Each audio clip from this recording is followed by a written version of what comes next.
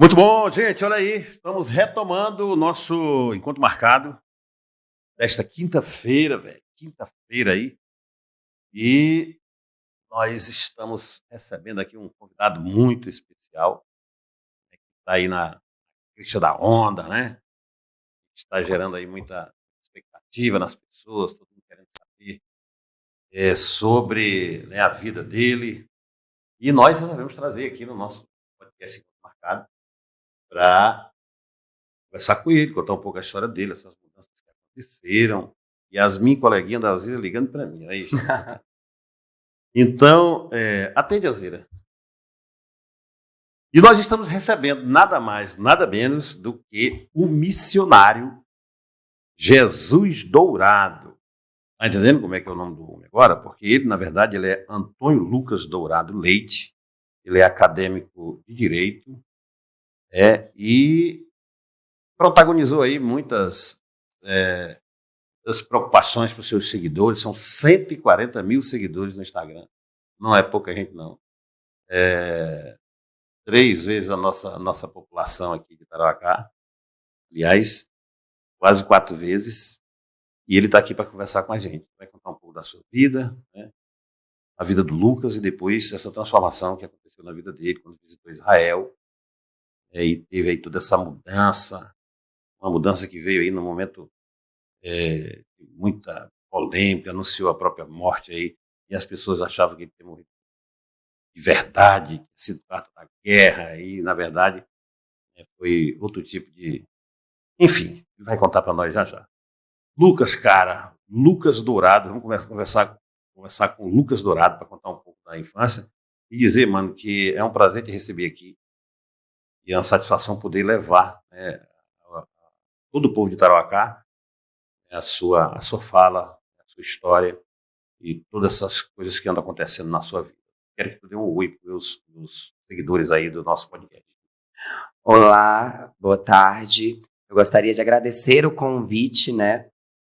Deixar bem claro que nunca pensei em aparecer ou me mostrar às custas de algo tão sério. Houve convites de redes nacionais, houve convites de grandes emissoras para eu comunicar sobre o que de fato aconteceu, mas eu optei por, no momento certo, através do Senhor e com a autorização e o consentimento dele, ceder uma entrevista.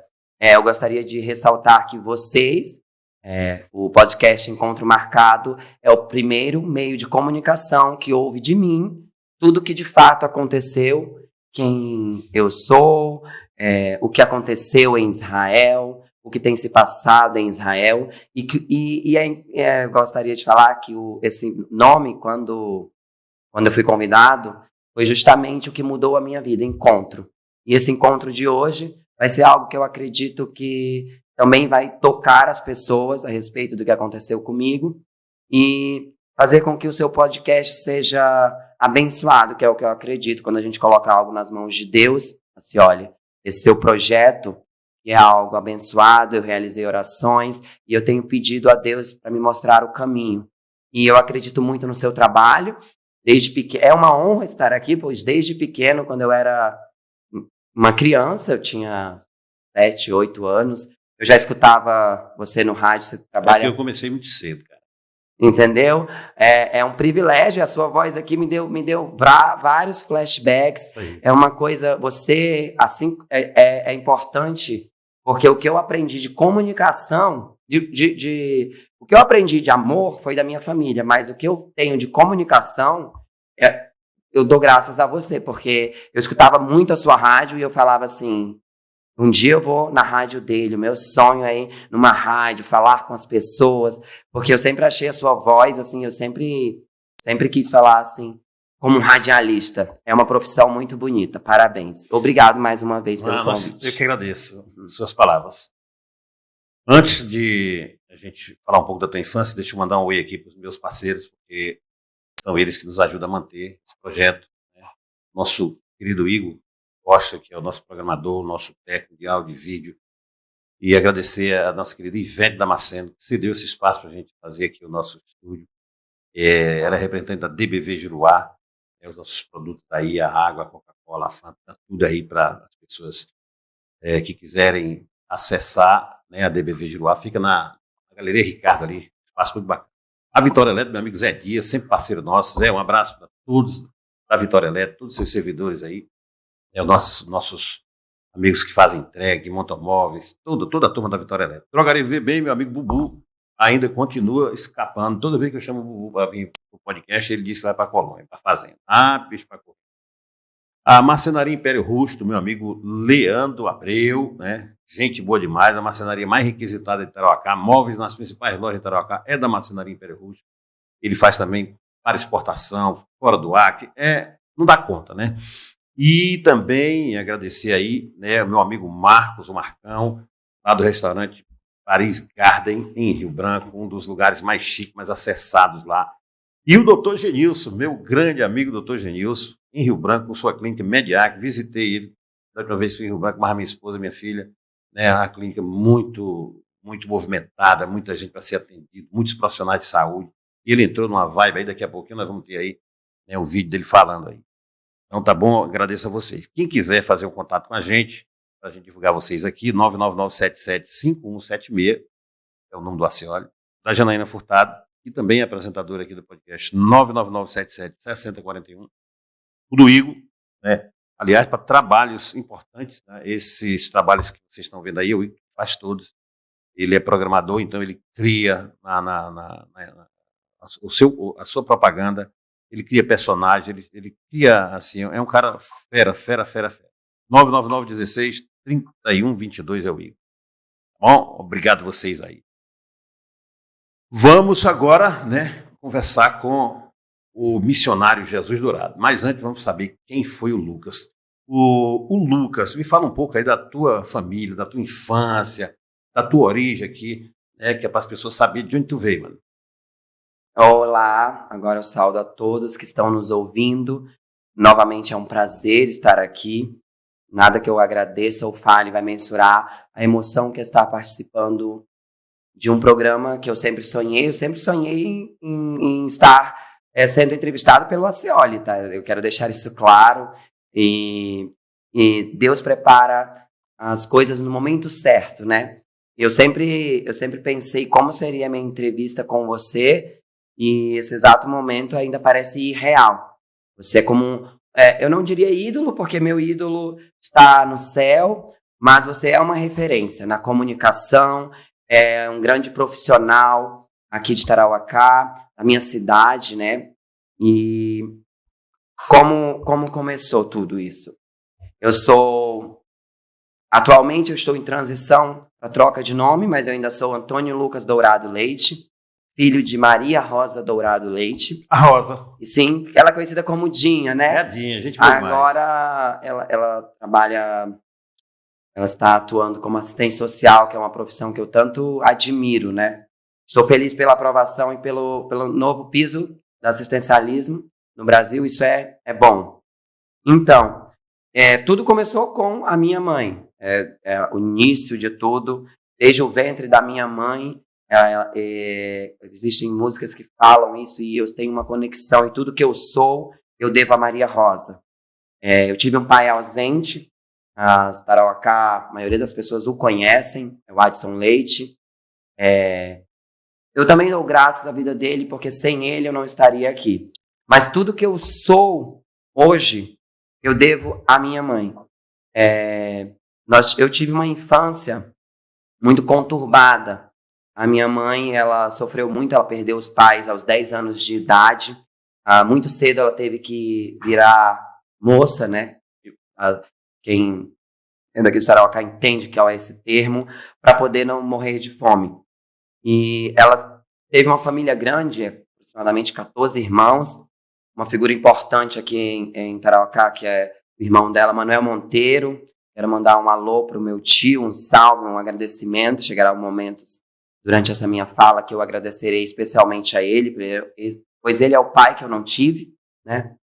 Então, a minha mãe, ela sempre foi uma batalhadora. Ela criou 3 filhos com maestria. Graças a Deus que hoje nenhum dos filhos de Maria, que eu falo, os filhos de Maria, né? Nós temos nenhum problema com a lei, nós não nos envolvemos em nada que fuja do que a lei considera lícito, né? Tenho 2 irmãos, que é o Catriel, o Leonardo, que são pessoas que eu amo muito. O que eu sou hoje, esse sentimento, que a pessoa que eu me tornei, se diz respeito a tudo que eu vivi na minha infância. A minha mãe, ela teve casamentos conturbados e ela foi agredida desde quando eu me entendo por gente, que a gente fala assim, quando eu comecei a ter um entendimento, acho que 3 anos de idade, eu tenho lembranças da minha mãe sendo agredida pelos seus ex-maridos. E me choca o fato, a gente ainda vive essa realidade na sociedade hoje em dia, que a sociedade aceita ou a sociedade não vê, o que foi alimentando em mim um sentimento de repulsa por homens. E isso diz muito respeito ao final da nossa entrevista, que as pessoas vão poder entender um pouco do que foi essa cura, né? Uhum. Que eu conversar sobre isso. Que eu comento. E a escola? Como é que tu frequentou? Qual foi a tua primeira escola? Então, a minha mãe, em um dia muito simples, assim, ela tinha problemas com o marido dela, ela ia ser agredida e ia ser fatalmente morta, que Deus mostrou o sinal para mim. E eu e meu irmão, a gente se reuniu e fizemos uma oração simples. A gente falou exatamente que eu lembro: Senhor Jesus, livra a minha mãe deste homem e atrai nossa família para mais perto. Isso foi à tarde, 3 crianças, 5, 6 anos. E quando foi de madrugada, a gente morava em Porto Velho, a minha mãe falou: vamos embora. A gente saiu de Porto Velho sem nada, sem roupa, a gente saiu sem carregar mala para que o marido dela não procurasse, não percebesse que a gente fugiu, e a gente se deslocou até Rio Branco. Aí chegamos ao Acre, que nós estávamos morando em Rondônia. Com isso, a minha mãe ficou na casa da minha tia Tarsília, Maria, né? Como eu fiz um texto na internet sobre as Marias da minha vida, graças a Deus, Deus sempre enviou Marias por onde eu passo. Quem me conhece sabe. Hoje, se eu andar pelo Brasil e pelo mundo, eu tenho lugares para dormir, graças à educação que eu tive da minha Maria Rosa. Aí, com isso, minha mãe encontrou um ex-namoradinho dela, que convidou ela para vir a Tarauacá. E aí se inicia minha trajetória em Tarauacá, porque a gente veio para cá cerca de 2007. Eu nasci aqui, eu era criança, só que a minha mãe foi morar em Rondônia e a gente voltou. Com isso, eu fui estudar na Hilsa, Escola Hilsa Maria Daniel. Eu fui alfabetizado, né? Aprendi a ler e escrever na Escola Hilsa Maria Daniel. Eu ressalto aqui a importância da diretora Elmira, que é uma líder aqui, uma pessoa muito importante na cidade. E eu digo assim, importante, as pessoas falam, hoje em dia as pessoas confundem o sentido de importância. Para mim, importância é alguém que marcou de verdade Elmira é uma lenda aqui. A minha vida. Eu sou muito grato a todos os professores que eu tive. Eu acho assim que a gente ainda vai conseguir viver em um mundo onde os professores recebam o devido valor que eles têm, porque assim, a diferença salarial, né, que é o que a gente fala hoje, o mundo hoje gira em torno de capital. E eu sempre eu sou muito feliz e grato, porque eu estudei na Hilsa, o aniversário da cidade está se aproximando, tem um fato muito marcante, que na 3ª série eu estudei com a professora Erlândia Barreto, que também é muito conhecida, mãe de amigas minhas. E assim, olha, uma coisa muito, muito interessante é que assim, a educação que eu tive da minha mãe fez com que, onde eu passasse, eu criasse famílias. Hoje, se eu chegar na casa de qualquer professora minha, na verdade o acreano tem essa coisa, mas assim, graças a Deus eu sempre fui abençoado, e assim, minhas professoras são como uma família para mim, por eu ser muito grato a elas, pela educação, por terem me ensinado a escrever, a ler, né? Aí na Hilsa eu tive pessoas marcantes como a professora Erlândia, professora Jeane Maia, que foi minha professora da 4ª série, hoje dirigente, né? Hoje diretora da Hilsa, né? E na 4ª série a Jeane me ensinou a gente foi praticar a soletração, e eu fico muito feliz porque eu sempre quis desfilar. O aniversário da cidade está se aproximando, dia 24 de abril, e eu falei com Jesus, eu falei: Senhor, eu quero desfilar, mas eu quero desfilar assim num carro alto. Aí apareceu o soletrando. Eu e a professora Jeane treinamos. Eu fui selecionado na minha sala, para representar a minha sala. Aí eu fui selecionado pelo turno da manhã, e eu fui selecionado pela Hilsa.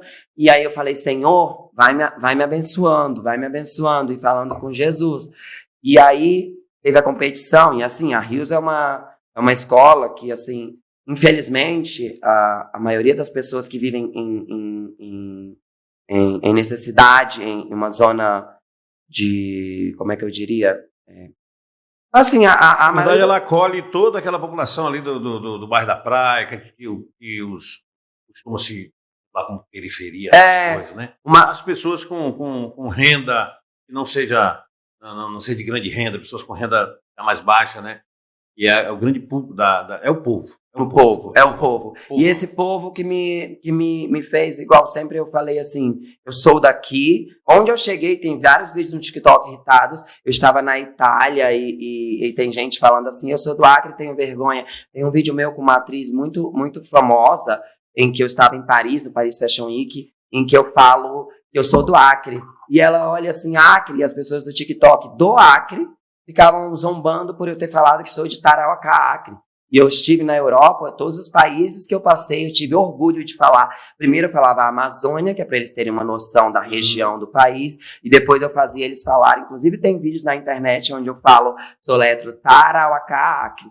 E aí um amigo meu árabe hoje só escreve Tarauacá, Acre, que é de onde... E ele fala tarauacaense, porque eu ensinei ele, e é onde eu quero que as pessoas entendam que elas podem chegar, mesmo sendo do bairro Senador Pompeu, e aí eu volto para a parte do soletrando aqui para pegar o fio, e eu competi com outras escolas de grande nome da cidade, e eu fui contemplado com a vitória, e eu desfilei no carro. Então eu gostaria de ressaltar a importância da gente acreditar, sabe? E desde pequeno eu sempre almejei alcançar lugares que outras pessoas não tinham alcançado, ou pelo menos assim, tem frases na internet que falam sobre sentar à mesa ou entrar em salas que ninguém da minha família entrou, mas para abrir portas para isso, né? Para fazer com que nós possamos mostrar para as pessoas que todo mundo tem a capacidade de chegar onde quiser, basta acreditar. Lucas, os jovens, eles sempre têm a sua pré-adolescência, tem adolescência, tem sua juventude. Você lembra de jovem, e os jovens sempre causaram grande apreensão, principalmente na família. Há um retorno aí, mano, sempre na família, para procurar sempre os bons caminhos, né? E as armadilhas estão sempre aí, sempre estiveram, né, com outro formato. Hoje, elas estão mais perigosas, porque se usa, inclusive, o celular para você convencer o jovem de seguir os caminhos ruins da vida. E hoje, pelo celular, você faz. Tem gente caindo no golpe, né, pelo celular.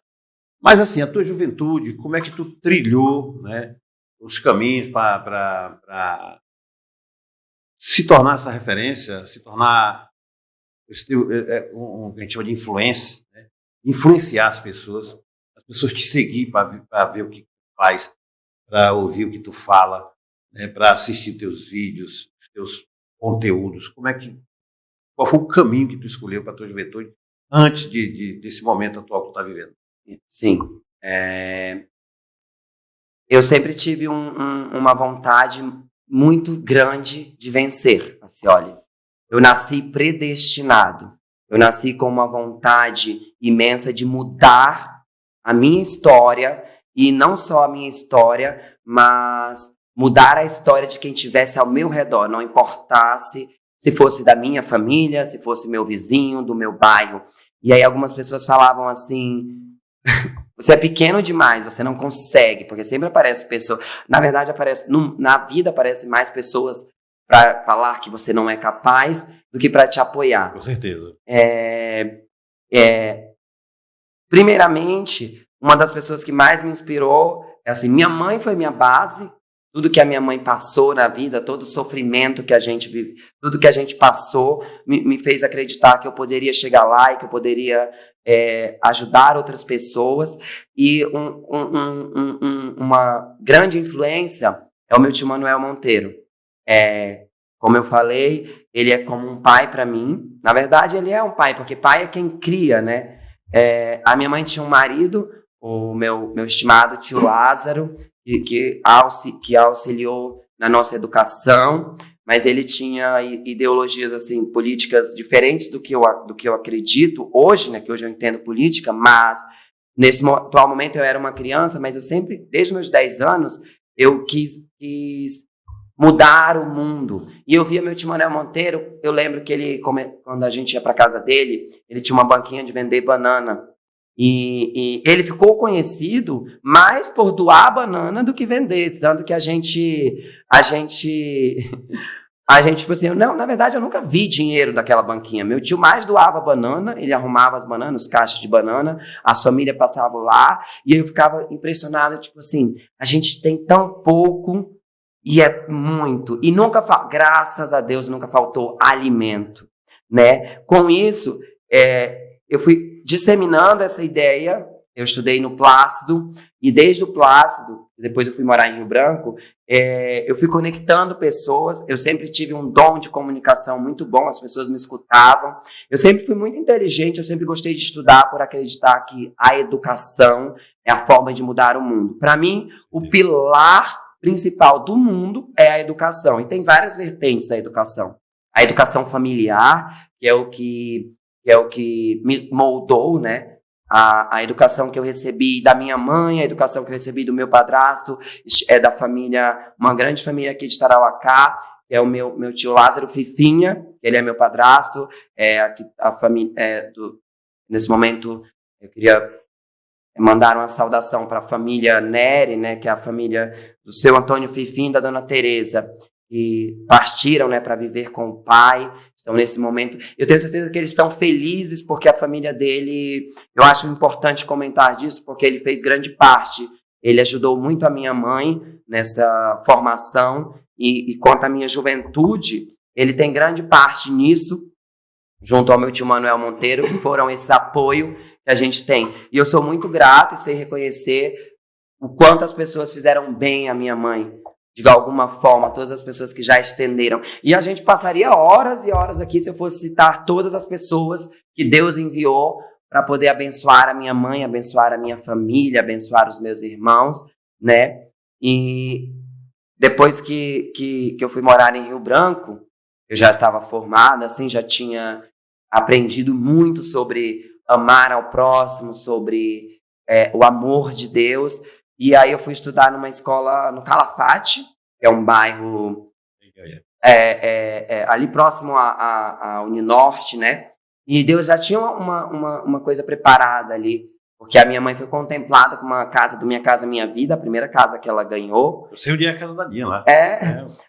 Bem legal aquele conjunto ali, bem funcionado. E a gente estudava. Agora eu vou falar sobre uma parte importante da minha vida que, tipo assim, uma das, né? Que foram a minha 8ª série, que é o 9º ano, quando eu fiz eu já tinha começado a ajudar as pessoas, mas o que se concretizou em ajudar o próximo é porque a gente morava numa zona que é afastada, assim, do grande centro da cidade, né, mas é uma zona de gente amada, e se compara muito com o bairro Senador Pompeu. O Calafate e o bairro Senador Pompeu é um bairro de gente amável, gente trabalhadora, gente que corre atrás. Existe um preconceito de quem não mora lá, estigma, né? Um estigma das pessoas falam, e as pessoas falam bairro da praia. Não, a praia não é o bairro. A praia é onde acontece, eu gostaria de deixar claro aqui, a praia é essa zona, esse banco de areia onde passa o rio. O bairro Senador Pompeu é a maior área daqui da nossa cidade, e tem pessoas que, tipo assim, eu coloco a minha mão no fogo. Tem um terço da população lá, urbana.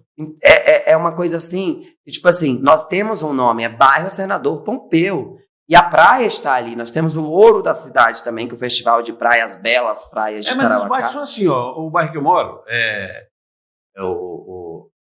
o Coab hoje, ele tem um outro nome. É Bento Marques, que foi prefeito de Tarauacá.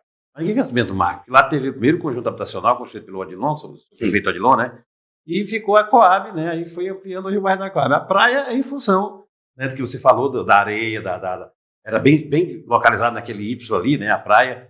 E aí ficou conhecido o bairro da praia, porque o povo ia para a praia, todo mundo trabalha. Né? Mas é um bairro. Em relação ao Manuel Monteiro, deixa eu te falar uma coisa aqui, antes de continuar. O Manuel Monteiro, ele tem essa característica, além de ser um bom contador de história, onde ele está, na casa dele, na residência dele, tem sempre um movimento. Nunca está só ele e a família dele. Tem sempre os amigos perto, conhecido, ou gente jogador de futebol, amigo dos filhos dele, ou da filha dele, ou gente que vai lá conversar, que o Manel gosta muito de conversar, e se ele encontrar um cara para conversar igual a ele, pode fazer o café e encostar. Né? O Manel tem essa característica, ele absorve bem isso, e ao redor dele tem sempre um movimento, né, Lucas? Sim,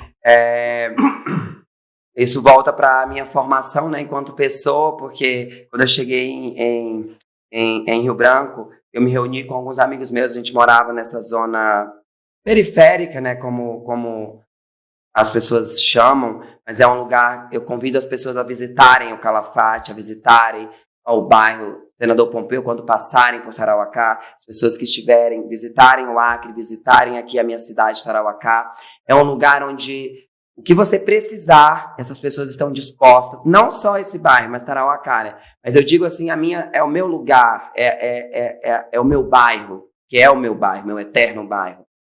E graças a tudo que eu aprendi na casa do meu tio Manuel Monteiro, a gente criou um projeto, eu e os meus amigos, a gente tinha 13 para 14 anos, e a gente tinha pouco, mas a gente reuniu e a gente conseguiu arrecadar 1 tonelada de alimentos para ajudar famílias, e tipo assim, nós éramos crianças que vivíamos em uma situação de vulnerabilidade, mas a gente juntou o que a gente tinha e abençoou outras pessoas, porque graças a Deus eu nunca passei fome, porque isso é um tema. É o exemplo da banquinha de banana do Manuel. Entendeu? E aí, a casa do meu tio Manuel Monteiro, eu estendo o convite, se você estiver passando por Tarauacá e quiser almoçar e quiser uma festa, porque assim, na casa do meu tio Manuel Monteiro não existe depressão. Eu adquiri depressão no mundo porque eu me afastei da minha família, né? A ausência de Deus. Mas quando eu chegava aqui, era a cura da depressão. Eu convido as pessoas, inclusive, que estiverem passando por um momento difícil, visitar a casa do meu tio Manuel Monteiro. Um almoço lá é a cura, se olha. Ô Lucas, como nós estamos conversando com o Lucas Dourado ainda, sim, né? Nós vamos fazer já um intervalo para depois a gente falar desse momento mais recente, que tem muita gente surpresa, tem muita gente querendo entender, e é uma coisa que chamou a atenção da população inteira, né? Mas antes eu queria que tu fizesse uma análise rápida, né, de quem foi o Lucas. Quem foi o Lucas até aqui? Quem foi o Lucas?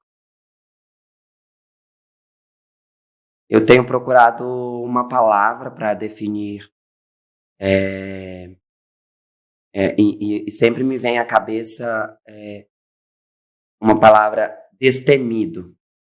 Desde quando eu saí de Tarauacá e eu fui morar em Rio Branco, e aí depois eu saí de Rio Branco e fui morar fora, eu sempre quis alcançar lugares e frequentar ambientes, e as pessoas me diziam que eu não podia, porque a gente não pode sonhar tão alto.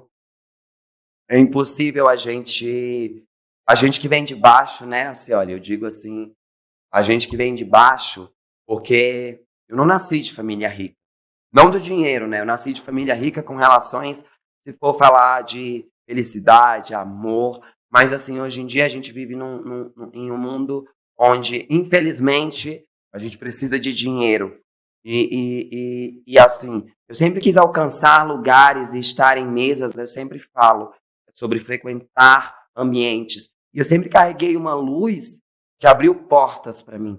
Antes de eu sair de casa, eu orava, mesmo que eu fosse tomar beber ou festejar, Deus sempre foi comigo. E uma vez eu sofri até eu entrei num carro com outras 6 pessoas, todo mundo alcoolizado, e antes de entrar nesse carro eu orei. A gente sofreu um acidente e ninguém ficou ferido.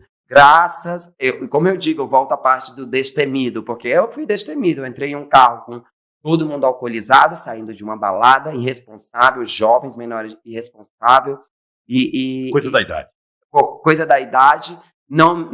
Eu, inclusive, aqui alerto as pessoas tomarem cuidado com o trânsito, tomarem cuidado com as amizades, tomarem cuidado com quem te acompanha.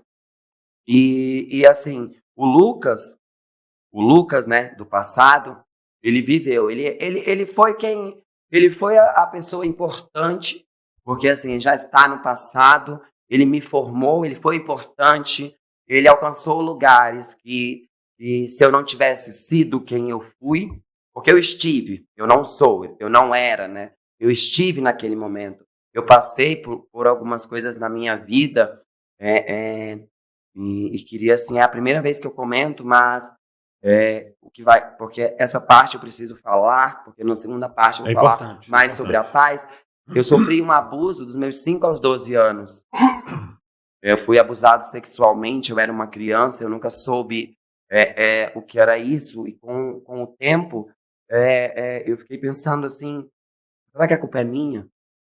E aí eu fui criando. A minha mãe foi agredida, eu tinha receio de ser um homem, exemplo daqueles homens, né? Esses homens, eu falava, eu não quero ser um homem desse. Tanto que na minha infância toda eu sempre fui muito carinhoso, amoroso, respeitador. Eu sempre escrevi cartinha para minhas namoradinhas e os outros meninos da minha sala achavam que isso era muito gay, né? Muito homossexual. E eu tive uma infância muito conturbada, eu tive uma paz assim que eu cheguei aqui em Tarauacá, no meio da minha... Mas mesmo assim, parece que há demônios que perseguem as crianças. E eu fui abusado em Rondônia e carreguei essa mancha. E aí parece que estava escrito na minha testa que eu tenho essa mancha. E aí sempre encontrava alguém na rua e era uma coisa assim que... E eu era uma criança, como que eu ia falar para minha mãe, para o meu padrasto, que sempre foi um homem muito respeitador. Nesse momento nós estamos conversando aqui, tem uma criança sendo abusada no país. É uma loucura, né, mano?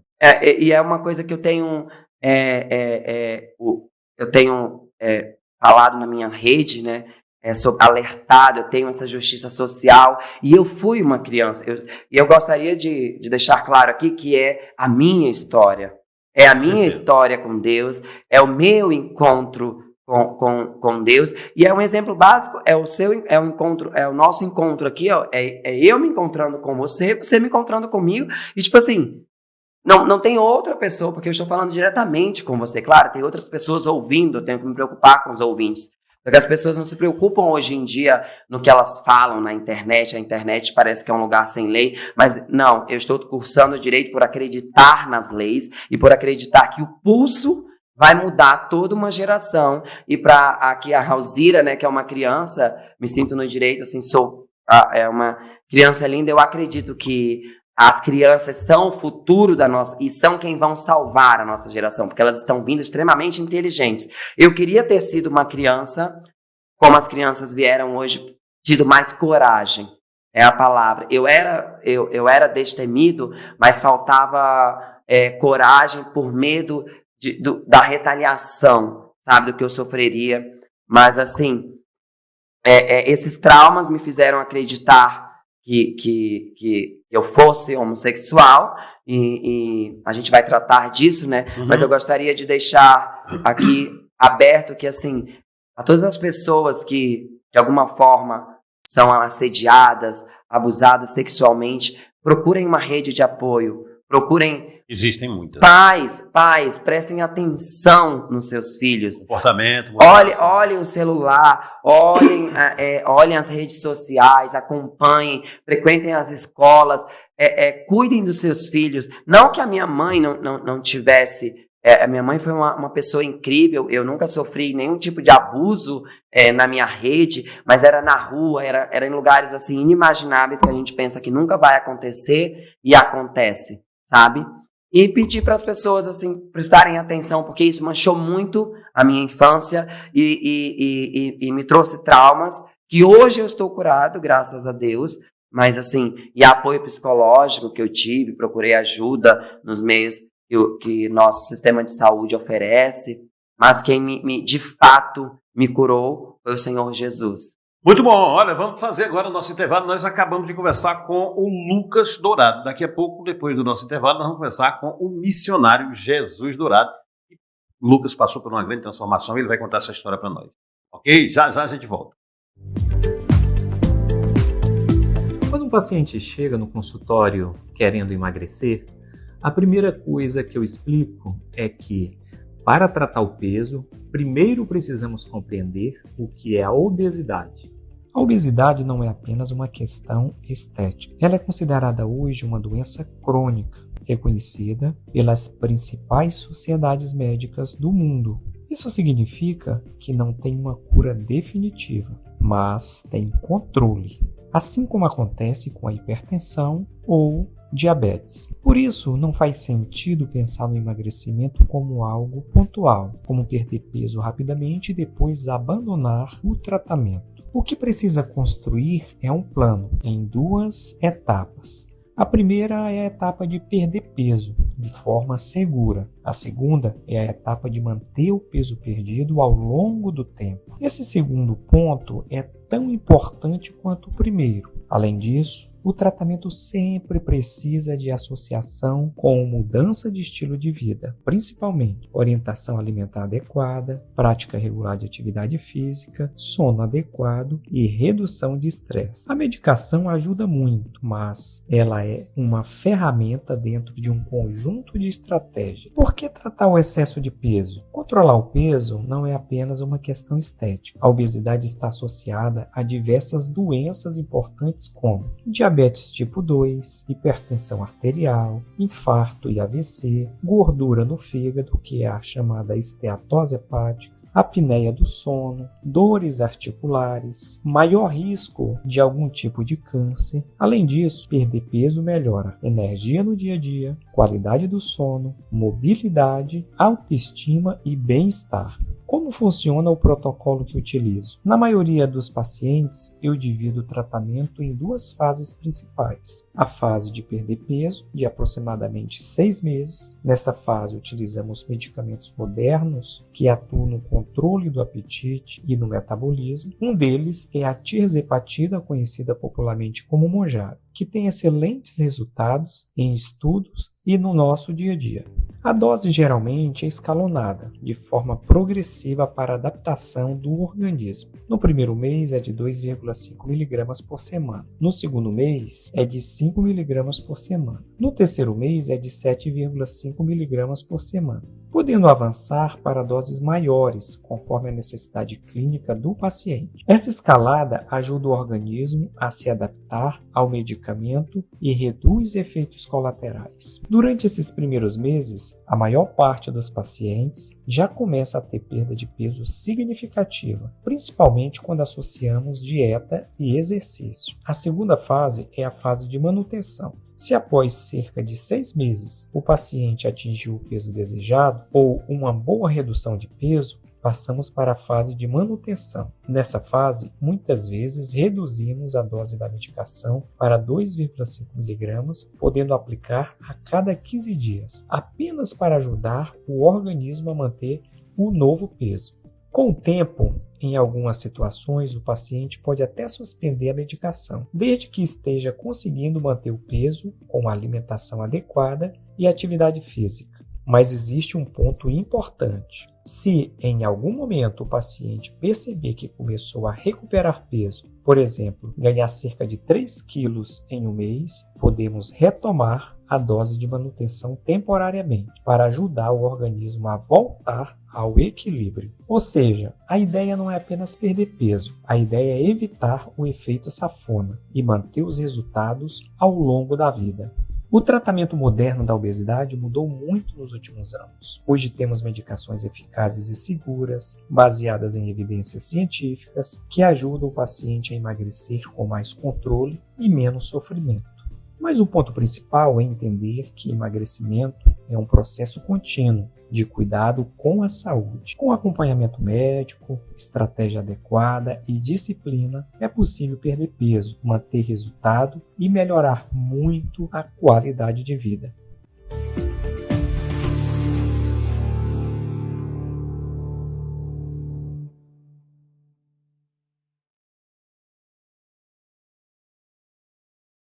Na Drogaria Viver Bem, você encontra atendimento de qualidade, confiança e cuidado verdadeiro para a sua saúde. Aqui você encontra medicamentos, perfumaria e produtos de higiene, com preços justos e atendimento especial. Estamos localizados na Rua João de Paiva, bairro Senador Pompeu, perto do Swing Club. Drogaria Viver Bem, cuidar de você faz bem.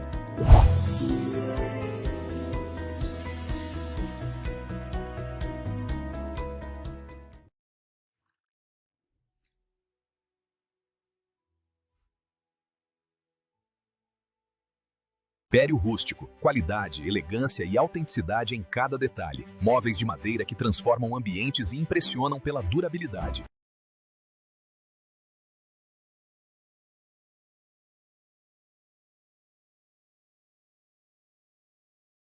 Mês do consumidor Vitória Eletro. Você vai descobrir agora o que a Vitória Eletro é capaz. Ofertas imperdíveis para mobiliar sua casa, pagando em até 12 vezes sem juros. Refrigeradores Naltec 245 litros Rock 31 Pro, 2.362,80 ou 12 de 196,90 sem juros. Tanquinho Anki 4 quilos, 526,80 ou 12 de 43,90 sem juros. Roupeiro Moval São Francisco 6 portas, 6 gavetas com espelho, 2.458,80 ou 12 de 204,90 sem juros. Gama Box Casal Supreme T28, 1.198,80 ou 12 de 99,90 sem juros. Mês do consumidor Vitória Eletro. Ofertas válidas do dia 8 a 14 de março.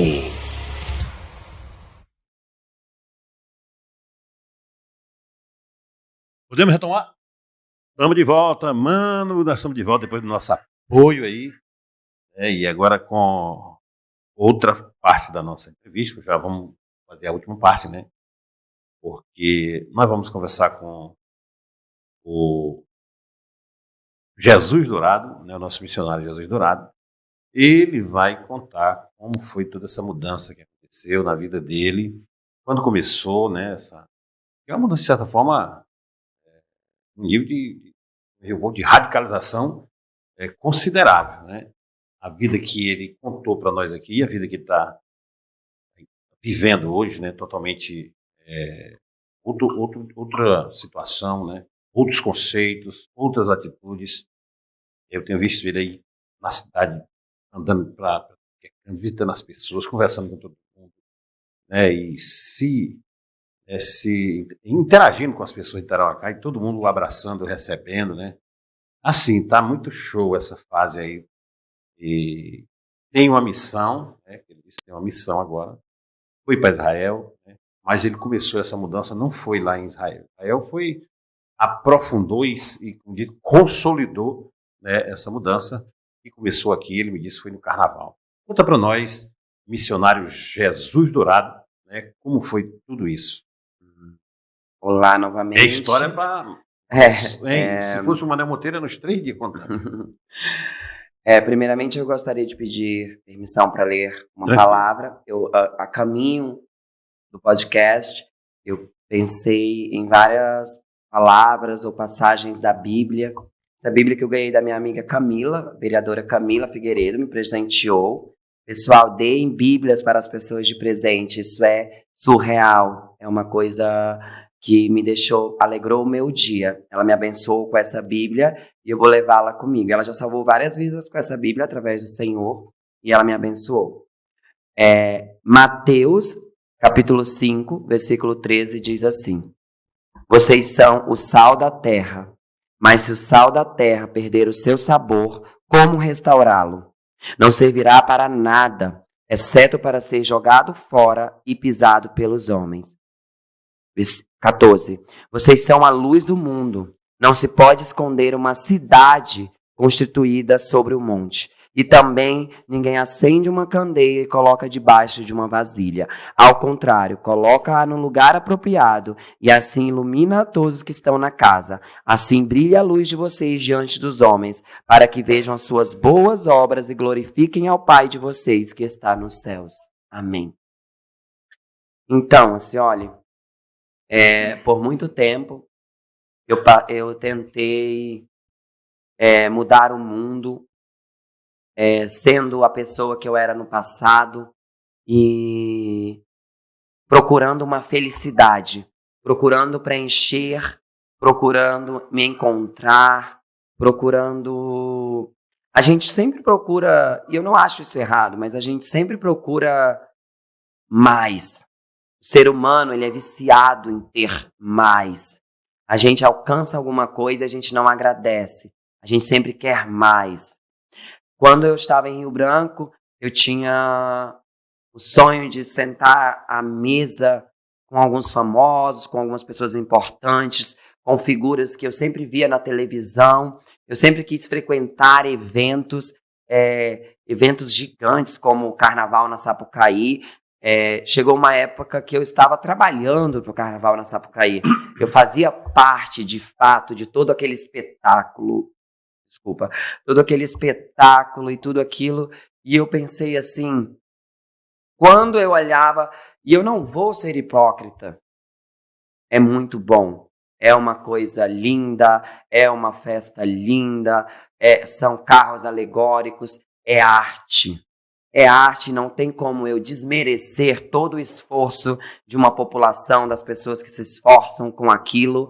E é como se fosse ouro, mas não em forma de ouro, mas ouro. E você sabe, eu tenho assim, se eu pegasse, assim, olha, e colocasse ouro na sua mão, você olhasse para esse ouro e fosse todo, imagina todo o dinheiro do mundo. E você olhasse assim, vazio. Eu não coloco a culpa no lugar, eu não coloco a culpa nas pessoas, eu não coloco a culpa era minha. Eu estava vazio. Eu procurei por muito tempo andar e chegar a lugares que eu conquistei graças ao meu esforço, graças a quem eu era. Todas as vezes que eu colocava o nome do Acre, as pessoas lá fora acham incrível. O acriano não valoriza o que nós temos, mas assim, as pessoas achavam incrível. Eu tenho amigos no mundo que quando eu resolvia falar sobre o Acre, eles sentavam para ouvir sobre o Acre, porque é algo novo. Eu amo história, eu amo estudar história, eu amo as coisas. No bloco anterior eu falei sobre o bairro Senador Pompeu, porque eu tenho retomado meus estudos a respeito da história, né? Algumas obras do Estado têm colocado nomes de pessoas que, para mim, eu procuro assim na história e não tem alguns elevados, algumas coisas que não tem o nome de pessoas que foram realmente, para mim e para minha infância, marcantes. Eu convido as pessoas a pesquisarem sobre o Barão do Rio Branco, que foi a minha escola do meu ensino médio. Pesquisarem quem foi José Ricardo Paranhos Júnior, sabe? Quem foi esse homem? Eu convido todas as pessoas, eu deixo essa lição aqui para pesquisarem, para verem que pesquisem cada município do nosso estado e vejam que há pessoas que fizeram realmente história, assim como os nossos bairros. Nós jovens não temos não temos o costume, eu falo nós jovens porque eu me coloco nesse lugar, né? De pesquisar, de estudar, de falar sobre história. Antigamente, eu sempre eu sentava assim na frente de casa e as pessoas que tinham mais idade contavam histórias. Hoje em dia as famílias não têm mais tempo, estão uma correria. E isso tudo que eu tenho comentado com você me levou à conclusão de que tudo que eu sempre almejei, todas as salas que eu sempre quis sentar, mesas importantíssimas com figuras importantíssimas do Brasil, quem me acompanha na internet sempre me acompanhou, viu que eu sempre estive rodeado de pessoas que são figuras públicas e conhecidas. Cita uns aí. Então, eu tenho amigos muito especiais que Deus me abençoou, né? Eu conheço meu tio Manuel Monteiro, é flamenguista, e aí eu virei flamenguista porque eu tinha assim um desapego ao futebol, mas assim, meu tio Manuel Monteiro me ensinou a gostar do Flamengo, na verdade, enlouquecido pelo Flamengo. Sabe que ninguém é perfeito, né? Aí eu olhava a televisão e eu fiquei olhando assim. Jesus é flamenguista. Eu quero olhar assim, e eu falei, eu quero conhecer eles, esses jogadores. Ou então algum ator da Globo, né? Aí eu cheguei viajando pelo país, conheci pessoas incríveis, fiz amizade com meu amigo Léo Pereira, hoje somos amigos, o parabenizei pela Copa, esse ano é o Hexa do Brasil, tá? O Hexa vem, eu tenho orado por isso, porque a oração muda histórias, esse ano o Hexa vem, com o apoio do meu amigo Léo Pereira, o Hexa Ele só não aguentou correr atrás do Mbappé naquele dia. Não, o Mbappé corre demais. Não, aquele dia lá, não, esse dia aí não tá mais. O Léo assim. Pereira não deu tempo de chegar, o cara corre demais. Não, eu tenho orado. E ele é uma pessoa abençoada. É um craque, ele é um cara, um canhotinho bom de bola. E graças a Deus, eu procurei, no momento que eu me coloquei nessa situação de nova vida, Deus alinhou exatamente com as pessoas que têm esse propósito. Graças a Deus, o Léo, a gente está falando de futebol e do Flamengo, o Léo é um pai de família, é um homem educado, é um homem que a internet fala as coisas sem saber, mas assim, Quem o conhece sabe o quanto ele é educado, o quanto ele é família, o quanto ele ama os seus filhos. E assim, tudo que ele tem é por mérito. E assim, os princípios dele estão alinhados com o que eu acredito, mesmo a gente estando em outra fase da nossa vida, mas ele me enviou uma mensagem nessa minha nova fase. O John Vlogs, fiquei muito feliz também de receber a mensagem dele, o carinho. A minha amiga campeã, ex-BBB, Emily Araújo, também ficou muito preocupada. Também tenho meu amigo Mateuzinho, do Corinthians. São pessoas assim que me enviaram mensagens de carinho e eu vi. O Caleri, do São Paulo, é uma coisa. Ele é uma pessoa assim. Caleri, bicho. Caleri, conheço o Caleri. É porque assim, não é pra mim, é pra Glória, mas eu um dia, assim, quando eu chegar lá no propósito que Deus preparou pra minha vida, aí essas pessoas importantes que estão alinhadas com o Senhor e que acreditam no propósito que Deus preparou pra mim, estarão lá. E não é pra vangloriar quem eu sou, quem eu me tornei, mas assim, eu nunca gostei de me mostrar. As pessoas achavam que eu gostava de aparecer, mas assim, eu sempre fui assim. Eu tenho encontrado meus amigos aqui em Tarauacá, meus amigos de 17 anos atrás, e eles têm falado, você está com o mesmo brilho de quando você saiu daqui de Tarauacá. Que a gente volta para esse fato, como que aconteceu essa virada. Vamos partir, porque nós estamos com o tempo. Essa virada de chave. A virada de chave, assim, olha, aconteceu no momento que eu estava nessas mesas, nesses lugares, frequentando esses ambientes cheios de ouro, e me faltava algo. Esses ambientes em que o luxo, os 7 pecados capitais, e assim, nem todas as pessoas que estão lá praticam essas coisas, né? Não dá para generalizar, mas assim, a maioria das pessoas que hoje se envolvem com festas, com ilícitos, algumas pessoas não sabem, mas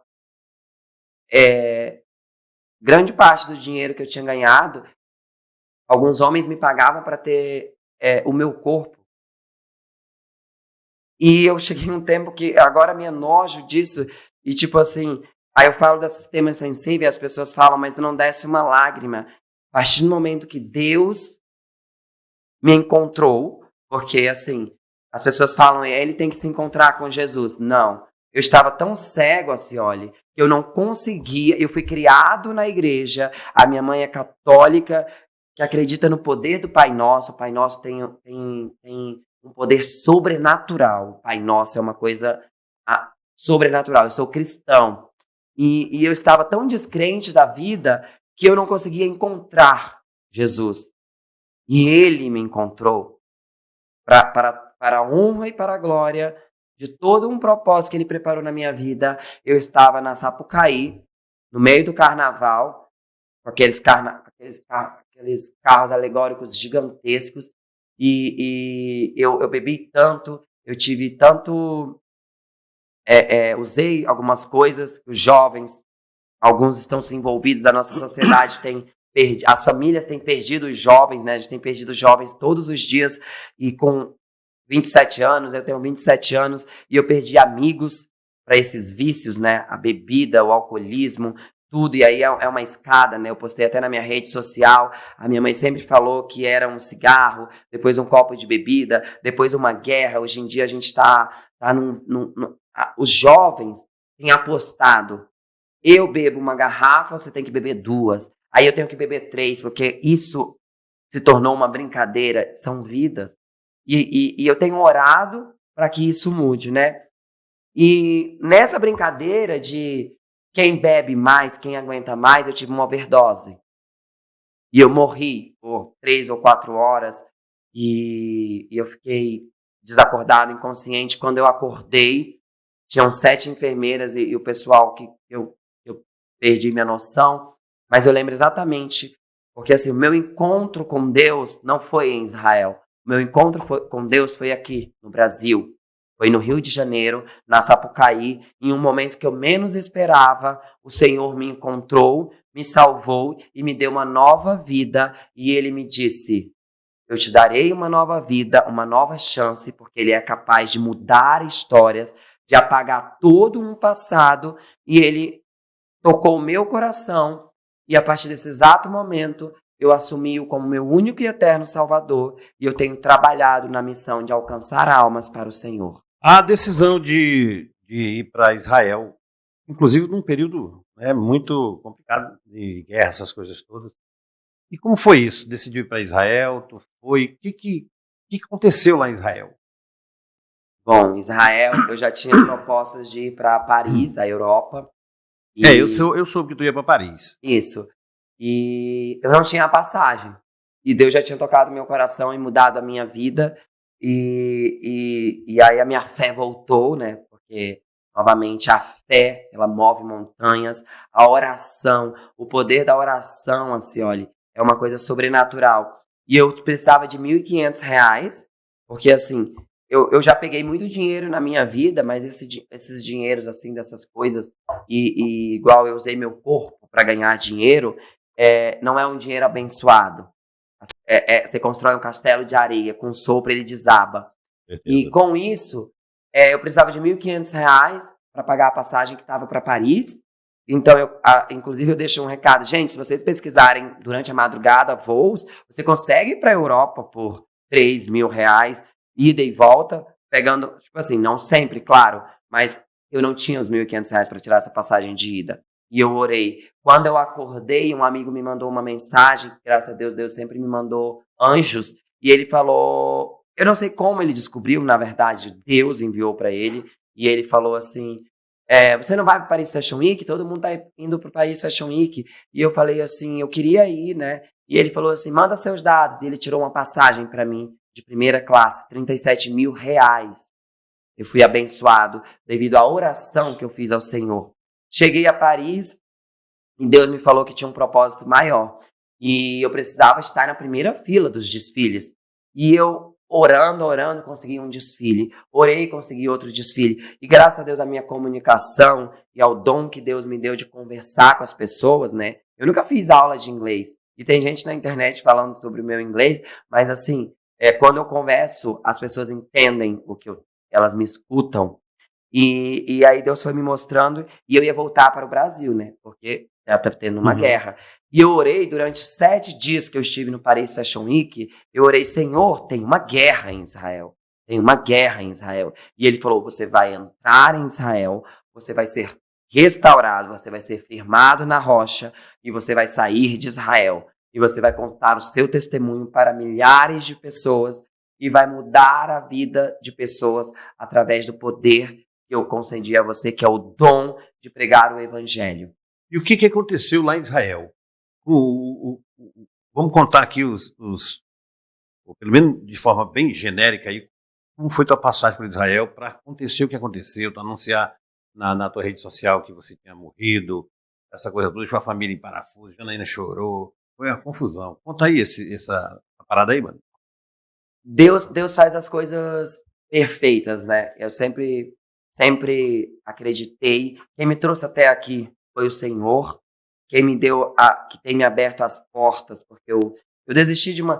Para você ter noção, assim, olha, essa semana eu recebi uma proposta de R$20.000 para postar uma festa. E é R$20.000 no Pix.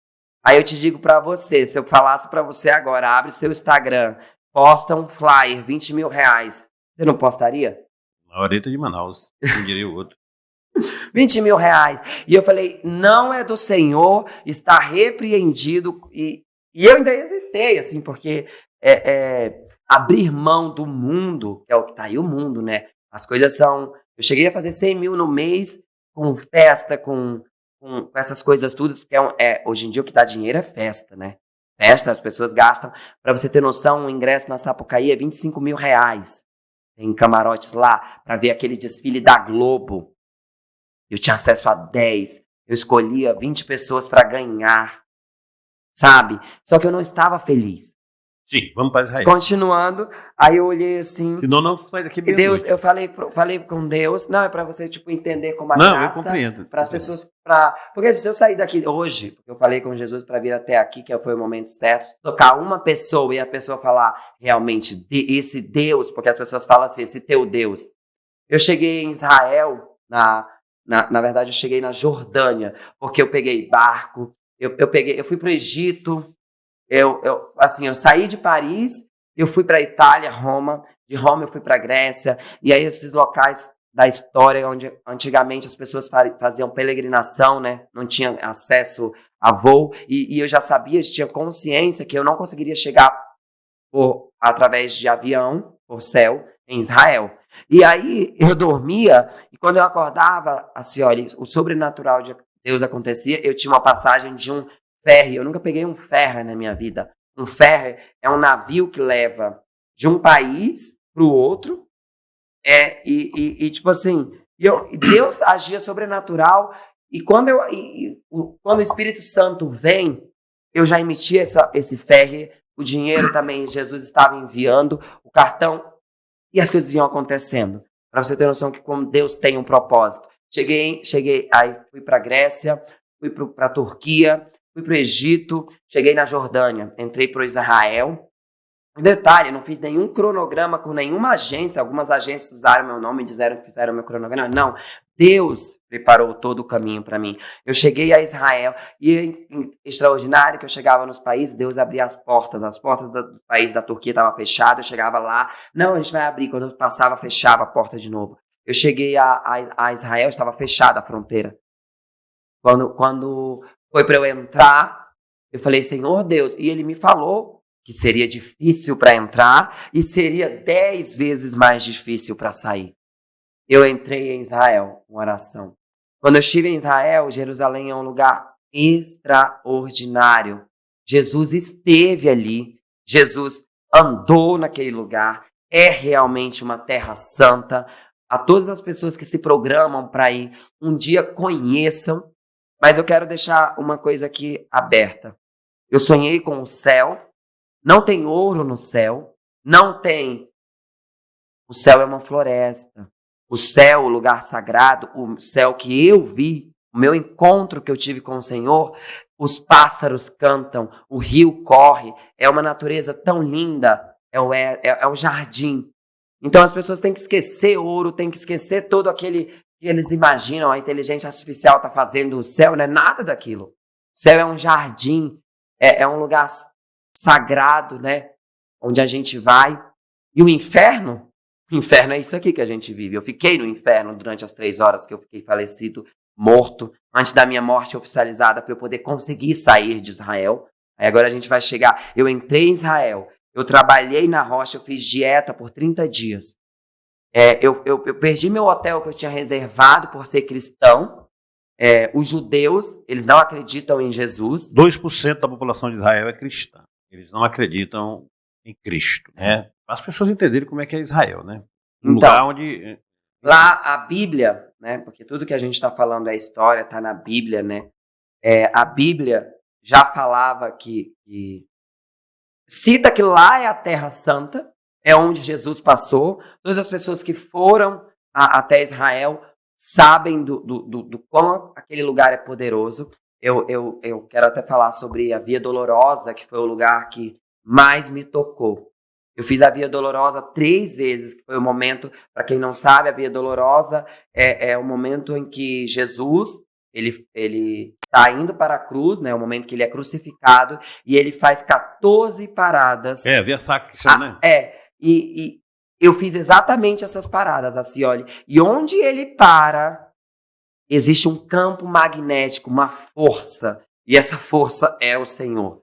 E eu até fico arrepiado em falar que, tipo assim, nesse exato momento eu passei muitas coisas lá, os policiais de judeus de Israel me cuspiram, me prenderam, eu fiquei preso por 2 dias por ser cristão, e eles me pediram para negar Jesus, e eu falei que jamais faria isso.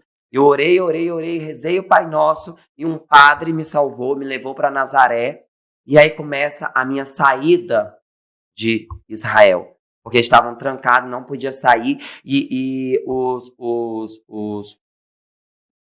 governo de Israel, porque eu gostaria de deixar claro aqui que as pessoas acham que Israel está sendo bombardeado. Eu gostaria de deixar explícito que lá em Israel existe foto do Trump em todo canto que você imaginar, a bandeira de Israel junto com a de Estados Unidos. Eles matam crianças lá.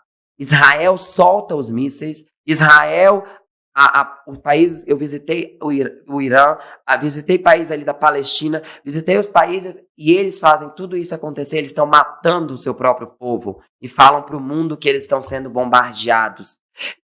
Quando eles me prenderam, eu tenho toda a certeza, eles viram que o brasileiro para eles é ouro.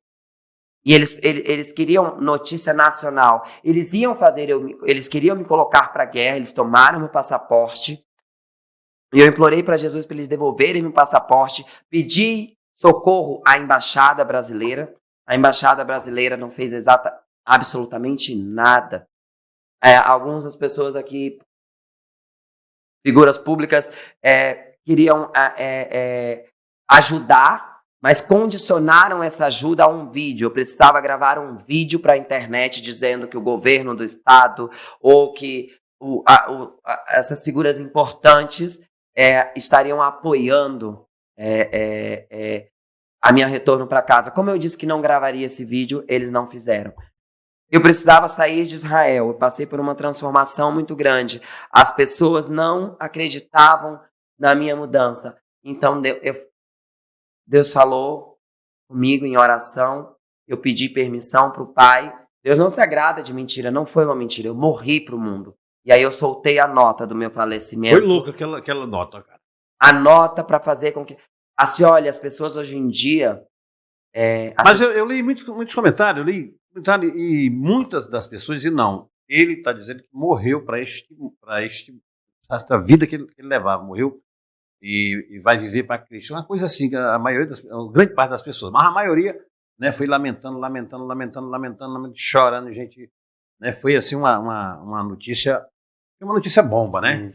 A tua própria família, né? Não sabia. A família, não foi uma coisa, não, vou fazer aqui, vou combinar com a minha família, não. Foi uma coisa que abalou todo mundo, enfim, deu uma repercussão muito grande. Os jornais trataram logo de anunciar a tua morte aqui no Acre. E eu digo, cara, eu não vou postar nada não, porque eu estou acompanhando isso, mas a Janaína, e eu até me sinto da família também, sim, né? Eu digo, eu vou segurar aqui e não vou anunciar nas minhas páginas, no meu blog não, porque eu também entendo que ele deve estar fazendo aí uma transformação, vai reaparecer. Aí tu reapareceu, cara. Que coisa, né? Renascimento. Foi, e aí esse período que tu passou sem esse contato, onde é que tu estava? Com o Senhor. Uhum. Nesse exato momento eu estava com o Senhor. Eu estava... para quem está cego espiritualmente ou para quem está afastado,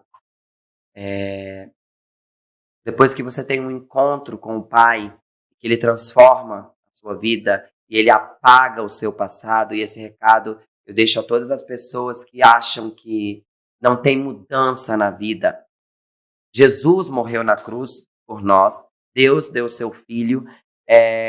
Qual que é a minha missão na Terra? É isso que eu ia perguntar. Qual é o teu papel a partir de hoje? Né? Qual o teu futuro? Tu vai se considerar um cristão, evidentemente, né? Mas assim, nós temos aí uma divisão grande entre os cristãos, né? Com muitas teses, os protestantes fundaram muitas denominações. Tarauacá deve ter 50 igrejas, 50 denominações. Aí um pastor tem um desentendimento com um outro, aí ele já sai da igreja, já funda uma outra igreja com outro nome. E virou assim uma coisa muito interessante, né? Virou um mercado, de certa forma, as igrejas, a palavra de Deus. Claro, excetuando as pessoas que têm responsabilidade, que realmente sabem que estão fazendo o bem com o nome de Deus, o nome de Jesus. Mas tem muita gente ganhando dinheiro com isso. E qual é a tua missão, o Jesus Dourado? Qual é a tua missão a partir de agora, para a gente ir no final da nossa conversa? Assim, olha, eu gostaria de frisar que nesse momento que eu tive meu renascimento, que eu escolhi viver com o Pai, agora, a minha atual missão, e até o fim da minha vida, é propagar o amor de Deus. Você falou uma coisa muito importante, que é sobre a divisão. Nós temos um Deus. Não existe outra tese para quem acredita em Deus e até as pessoas que estão desviadas de Deus. Existe um Deus. E o que eu acredito? As pessoas têm perguntado muito se eu sou católico, se eu sou cristão. E eu gostaria de falar a respeito da graça. O que é a graça? Para quem está escutando, a graça é você poder fazer algo por alguém e esse algo que você fez não tem preço. Deus é graça. Jesus, quando nos abençoa, é graça. Uma oração por alguém é graça. Fazer o bem pelo próximo é a graça. E a palavra de Deus é isso. Então, eu não concordo com essa divisão das igrejas, que a intenção maior não é levar as almas para Jesus, levar as almas até o céu. Então, eu acredito na unidade. Eu acredito que a união, quando nós, enquanto propagadores da palavra do Senhor, nos unirmos, não importa, senhores, se você é católico, se eu sou cristão, ou se o Igor tem a religião, se nós estivermos unidos e falando sobre o amor de Deus, a gente muda o mundo. Mas enquanto nós nos dividirmos e o seu Deus, ou o meu Deus, ou o Deus da Janaína for maior, como Israel, foi o que eu vivi, que eu vi que realmente o mundo precisa mudar, senão nós, porque quem está acabando com o mundo é o homem. Então, se a gente não preservar isso, e se você não ensinar para os seus filhos, que é o que eu tenho conversado com as crianças, pai, ensina os seus filhos, leiam a Bíblia, só existe um Deus, e é isso que eu acredito. Para a gente fechar, duas coisas importantes, né? Você é de uma família de militantes políticos, né? O Manuel Monteiro foi vereador, né, e está sempre envolvido numa militância política. Nós fomos contemporâneos de partido, a gente foi de militância de esquerda durante muito tempo, né? A Dinha também é militante, sua mãe, enfim. Esse mundo aí da política, da representatividade do povo, que está muito carente de gente compromissada. É um universo muito pequeno de quem está no Congresso Nacional que tem compromisso com a população. A maioria é representante de empresas de agro, não sei o quê. Aí tem bancada da bala, bancada evangélica, bancada não sei de quê. Virou uma confusão. Passa pela tua cabeça pensar na possibilidade de disputar um cargo político no cenário que se apresenta aí? Nós vamos ter eleição esse ano. Então, assim, olha, por muito tempo eu pensei que, tipo assim, a religião e a política não pudessem andar juntos, né? Mas acabei de falar sobre a unidade e eu acredito que enquanto nós, população, não formos uma unidade, não nos unirmos, não estivermos juntos de mão dadas, seja igreja, escola, família, justiça, câmara, prefeitura, seja qualquer entidade ou órgão, nós não conseguiremos alcançar essa paz. Porque eu estou buscando levar almas para o céu. E enquanto não, nós vivemos em um mundo. E eu quero que os meus filhos vivam em um mundo melhor. Eu não nego essa opção. Eu tenho recebido propostas para sair a candidato a deputado federal, que é a forma mais fácil e acessível de poder começar uma mudança, né? De fato, uma cobrança através do materialismo, que é a lei, que se faça a lei. Mas antes de tudo, tem uma passagem na Bíblia muito importante, que é também do Pai Nosso, que todos os dias que eu acordo, eu falo, Pai, que seja feita a tua vontade. E eu falo para as pessoas, tudo que você for fazer na sua vida, você fale com o Senhor e peça que o Senhor faça a vontade dele. Olha, gente, foi uma conversa longa, hein? Mas foi assim de uma importância, na minha opinião, muito grande. Esta quinta-feira, de certa forma, marcante aqui no nosso encontro marcado. E eu quero, assim, agradecer muito a tua vinda aí. A gente vai se ver por aí, depois você vai lá, nós vamos te levar lá no meu programa de rádio, Sim. que é o Bom Dia Tarafé. Só meu grupo de WhatsApp tem 800 pessoas, pra ter uma ideia. E assim, velho, tocar a vida aí, essas mudanças, elas são, assim, da causa muita apreensão nas pessoas, mas no fundo do coração todo mundo está torcendo, né, para que você siga aí o seu ideal, siga aí a sua missão, está sempre levando o amor, a palavra de Deus, né, que na verdade Deus só existe um, é Deus único, criador de tudo, não adianta a gente inventar Deus daquele, Deus daquele outro, que nem você disse. Eu queria agradecer muito a tua vinda aqui, esperamos falarmos aqui outras vezes. Sim. E deixar o espaço para você fazer suas considerações finais, sua oração, e a gente encerrar nossa entrevista, tá bom? Sim. Então, eu agradeço, né? Foi um papo muito bom. Eu estou feliz porque eu estava tenso, ansioso, e agora parece que foi incrível. Eu entreguei para o Senhor e ele me apresentou, porque eu sempre quis fazer um podcast, né? Participar, e agradeço pelo convite. Eu estou realmente muito grato, e eu gostaria de fazer uma oração pelo podcast, pela sua família e por todas as pessoas que irão assistir e ouvir esse podcast, ok? Vontade. Senhor meu Deus, aqui sou eu, teu filho, sou apenas uma pessoa simples, um filho que te ama, que te adora, e eu agradeço por todas as oportunidades que o Senhor tem me dado. Até aqui nos sustentou, até aqui o Senhor me ajudou, me deu discernimento. Eu agradeço pela vida de todos que aqui estão servindo e participando deste momento para a exaltação da tua palavra. O Senhor abre portas, o Senhor mostra o caminho e o Senhor transforma mentes e salva vidas através do testemunho. Eu agradeço a oportunidade, agradeço pela vida do Acioli, da Janaína, da Alzira, do Igor e de todas as pessoas que vão assistir este podcast e compartilhar esse conteúdo. Que as pessoas usem esse conteúdo com sabedoria, que não distorçam nenhuma das palavras que aqui foram ditas. O Senhor toque e visite cada casa e abençoe esta cidade, o meu estado, o Brasil e o mundo. Amém. Obrigado. Aí, agradecendo a DBV Giruá, agradecendo a Vitória Eletro, Drogaria Viver Bem, Marcenaria Império Rústico, Paris Garden e a Clínica Mediac, do meu amigo Genilson. E agradecendo a todos vocês. A gente volta na terça-feira com mais uma edição do Encontro Marcado. Um abraço a todos. Compartilhem para compartilharem. E até a próxima.